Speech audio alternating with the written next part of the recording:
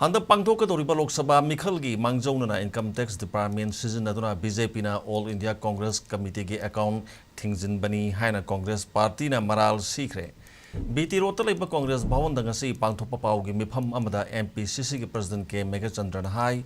political party khudimak miyam na mateng panglakpa senpham maduna election campaign gi chading tawbada sizinaribani Lok Sabha election pangthokadaba tha ama phazalaktraba matam asda Congress Party bu nungsijaba pamjaba mioi singna mateng panglakpa senpham amadi public donation gi matangda income tax department na khanghoduna thijin humjilakpagi thaong amasung khwaidagi chaw opposition party amagi account thingjilakpa haibasi lamdam asidagi democracy mutkhre haibani loinana Congress party asi mathau taholaroi haibani haina phongdoki money of the people, the contribution from the people, the contribution from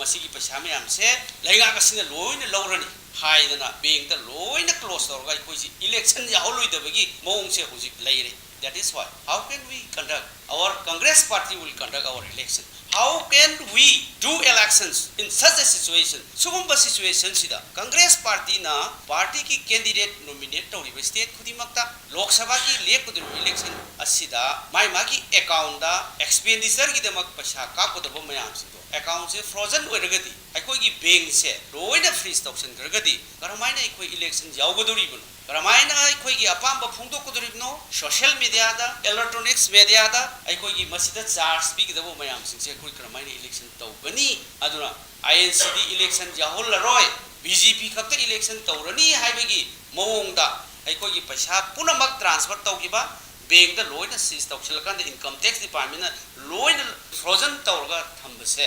masi misiang mikhai naiba aduga masi kanem tawi thawongse yamna tahoidaba amani democracy gi masat khongauna bani haina paugi mifam maduda saru yakiba hanagi chief minister aduga Congress legislative party leader Okram Ibobina phondoladuna hai India pumbagi oina Congress party da yaurpa sing nominal fee dagi hogduna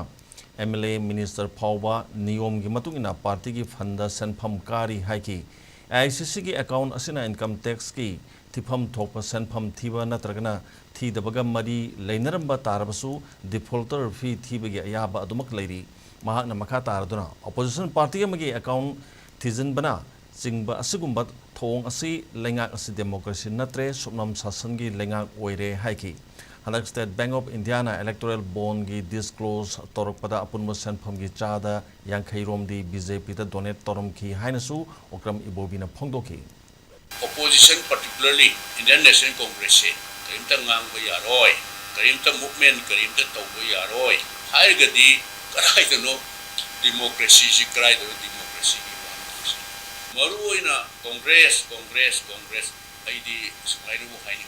BJP na haiba tare Congress kaptane ba moino kiri bisi aduna democracy satpalai pa amuda healthy democracy lehansi haiba tare gadi opposition ki voice issue ai lawba yabana lawni no adudi lali hairgana lali adum clarification tawburga loi sumaina sum tawsala di democracy gi wahan thok lektaba and klakado iba 24 gi loi sabha elections di koina yamna sauna thajai madudi India block na soidra koi absolute majority hamdana anuba